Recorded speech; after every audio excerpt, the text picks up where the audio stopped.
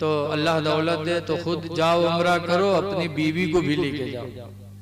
लेकिन कुछ ऐसे हैं, बहुत सी हमारी माँ बहनें ऐसी हैं कि अगर उनसे कहा तो कहते हैं हाँ तू ही ले ले, जन्नत तू का बहुत जरूरी है। हम न जी, नेपालगंज में एक भट्ठा वाले हैं, हज के लिए उन्होंने इरादा बनाया और जलसा कराया, मुझे बुलाया। बहुत मौलाना थे, 3 बजे मेरा नंबर आया। आज तो मौलाना अनवारुद्दीन साहब का बड़ा करम है कि इन्होंने लाया और मुझे फौरन बिठा दिया। 3 बजे नंबर आवा तो हम पड़े रहे से, देखा कि 3 बजे रात की एक बुढ़िया कहूँ गिलास उठावे, कहूँ जग उठावे, खानदान रहा था, खानदान में बर्तन इधर उधर पड़े रहा था, तो कहूँ गिलास बटोरे, कहूँ जग बटोरे, कहूँ प्लेट उठा, खुद दौरी घूमे। तो हमरे उठी रहे, तो हम कहें तुम कहाँ रहा तो बूढ़ी अम्मा? तो कहें मौलाना भैया उन बूढ़ू हज करे जाते, उनकी बीवी हुई है। तो हम कहें तुम हो जाता? कहे नहीं भैया हम नहीं जाते। हम कहें का है? भट्ठा चला थे, कहूँ गरीब थोड़ो।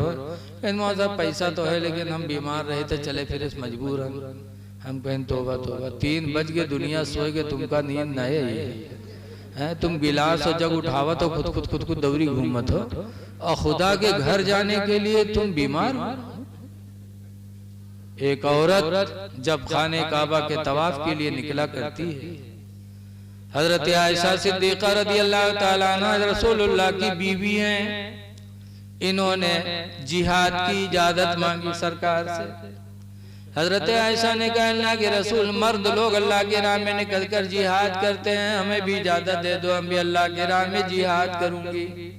तो सरकार ने फरमाया आयशा जिहाद न करो, जिहादुकुन्नल हज्जुल मबरूर, तुम सबका जिहाद तो हज मकबूल है, हज कर लो यही तुम्हारे लिए जिहाद है, उम्रा करो यही तुम्हारे लिए जिहाद है।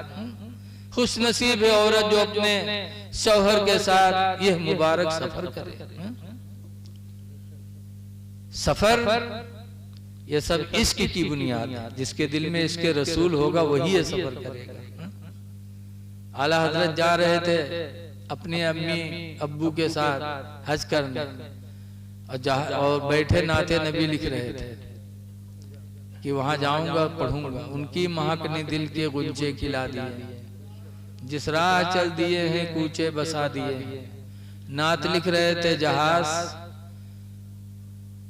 गड़बड़ हो गया, ऐलान हो गया कि लोग अपने अपनी तैयारी करें, जहाज पानी में डूबने वाला है, अपने अपनी मौत की तैयारी करें, पानी जहाज मौज में फंस गया है।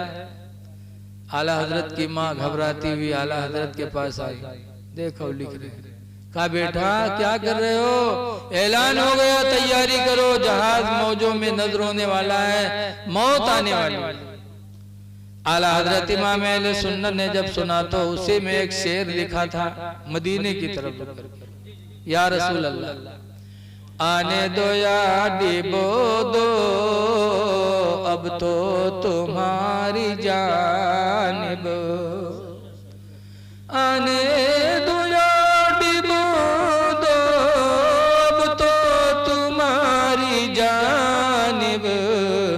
और कश्ती तुम्ही पे छोड़ी, लंगर उठा दिए, कश्ती तुम्ही पे छोड़ी। इसके रसूल बहुत बड़ी दौलत है। अवाला हजरत इमाम अहले सुन्नत ने जैसे शेर उसमें जोड़ा कि आने दो या डिबो दो, अब तो तुम्हारी जानिब, कश्ती तुम्ही पे छोड़ी, लंगर उठा दिए हैं। जैसे आला हजरत इमाम अहले सुन्नत ने शेर जोड़ा, वैसे अल्लाह का करम हुआ कि मौज खत्म हो गया और जहाज को निजात मिल गई, जहाज समंदर के किनारे पहुंच गया। जब इश्क होता है तो इश्क में बड़ा असर रहता है।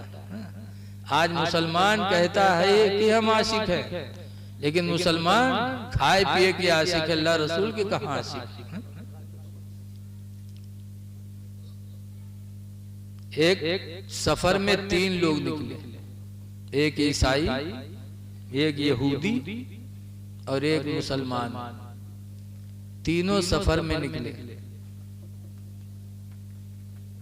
रास्ते में भूख लगी, बहुत भूखे, तो किसी ने खीर दिया और खीर बहुत थोड़ी थी। इतनी थोड़ी खीर थी कि अगर एक ही आदमी खाए तो उसका भला हो, और तीनों खाएंगे तो किसी का कुछ भला नहीं। तो तीनों ने फैसला किया कि यार ये खीर इस वक्त न खाए जाए, थोड़ी खीर है, तीनों लोग खाएंगे, किसी का भला नहीं होगा, लिहाजा खीर रख दो, सब लोग सो जाएं रात में और सुबह उठें फिर अपना अपना ख्वाब बयान करें। तो जिसका ख्वाब सबसे अच्छा होगा वो ये खीर खा लेगा तो उसका भला हो जाएगा। तो तीनों मीटिंग कई दिनों खीर रख दी और तीनों सोई गए कि बढ़िया ख्वाब देखा जाएगा, बयान किया जाएगा, जिसका ख्वाब अच्छा होगा उसको खीर मिलेगी खाने की। तो ईसाई जल्दी सोएगा कि जल्दी ख्वाब देखे, और यहूदी भी जल्दी सोएगा वो कि हम भी जल्दी ख्वाब देखें। लेकिन मुसलमान बगैर खाए कहाँ सोए वाला। यहूद आंखें बंद कैली और खो खो बजा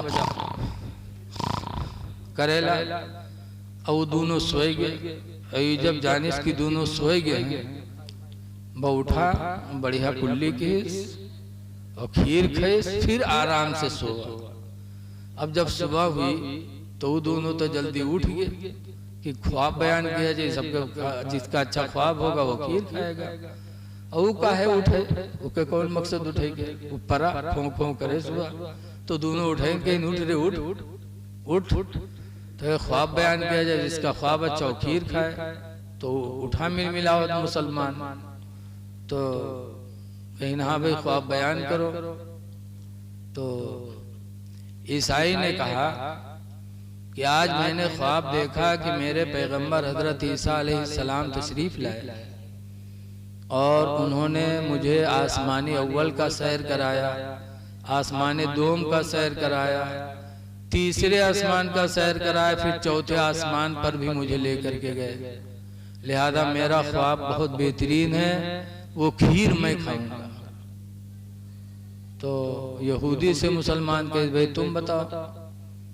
तो यहूदी ने कहा मेरे भी ख्वाब में मेरे पैगंबर तशरीफ लाए, हजरत मूसा अलैहिस्सलाम जो छठे आसमान पे रहते हैं, वो आए, कहा चल मेरे साथ, आज तुझे मैं आसमानों का सैर कराता हूँ। तो हजरत मूसा अलैहिस्सलाम मुझे छठे आसमान पे लेके गए।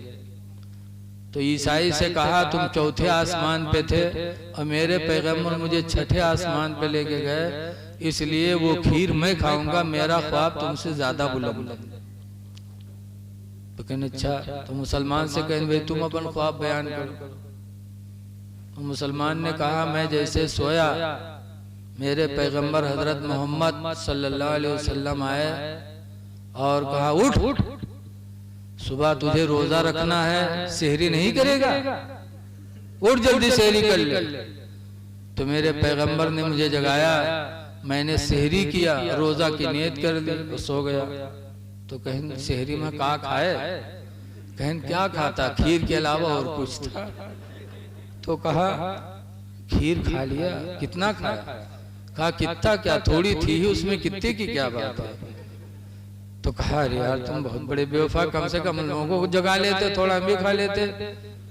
कहा बहुत बेदा, बहुत आवाज लगाया, बहुत चिल्लाया, लेकिन तुम चौथे आसमान पर रहे, छठे आसमान पर रहे, कत्ता चिल्ले, चिल्ला चिल्ला हालत खराब हो गई। हमारे शहरी के टाइम निकला जाता रहे तो मुड़ के खाई लिए। पता चला कि मुसलमान आमाले सालिहा में तो पीछे रहता है, लेकिन खाने में पीछे नहीं रहता। लोगों, खाने के लिए नहीं पैदा हुए हो, इबादत के लिए पैदा हुए हो। अल्लाह ने हमको तुमको इबादत के लिए पैदा किया है, तो 4 दिन की जिंदगी में जितना ज्यादा से ज्यादा हो सके अल्लाह को राजी कर। खुदा जाने किस वक्त मौत आ जाए।